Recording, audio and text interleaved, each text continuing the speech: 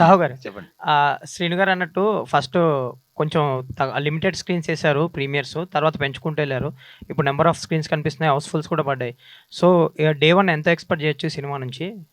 ఎంత కలెక్ట్ చేయబోతుంది? Sir numbers ఇప్పుడైతే నేను చెప్పలేనండి.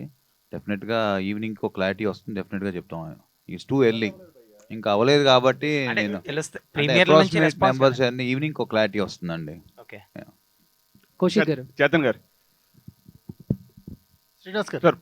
శ్రీని గారు. సార్. సార్ అంటే హర్రర్ మూవీస్‌లో హీరో క్యారెక్టరైజేషన్స్‌లో మీ క్యారెక్టరైజేషన్ చాలా బాగుంది సార్. కౌశిక్ గారు ఒక సెల్ఫ్‌లెస్ క్యారెక్టర్‌ని క్రియేట్ చేశారు. ఒక అవును. యూనివర్సల్ అప్పీల్ ఉన్న క్యారెక్టర్‌ని క్రియేట్ చేశారు. అంటే ఇంట్రడక్షన్ సీన్ దగ్గర నుంచి చూస్తే క్యారెక్టర్‌కి సెల్ఫ్‌లెస్‌గా ఉంటాడు త్రూఅవుట్ సినిమా అంతా.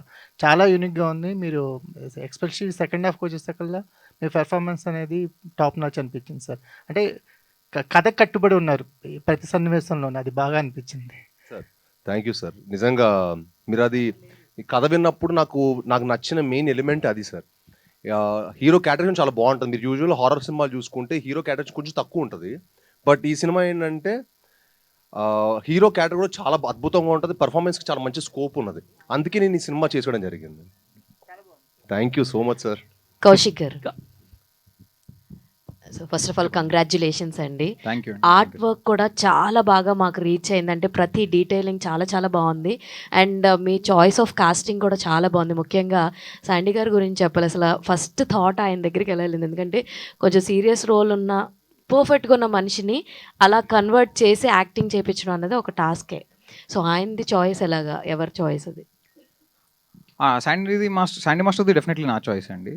సో లియోలో ఆయన ఒక సీన్‌లో చాక్లెట్ కాఫీ అంటాడు. అది నాకు బాగా ఇంట్రెస్టింగ్‌గా అనిపించింది. And because he is a choreographer also I felt ఆ క్యారెక్టర్‌కి చాలా పర్ఫెక్ట్‌గా సెట్ అవుతారు అని.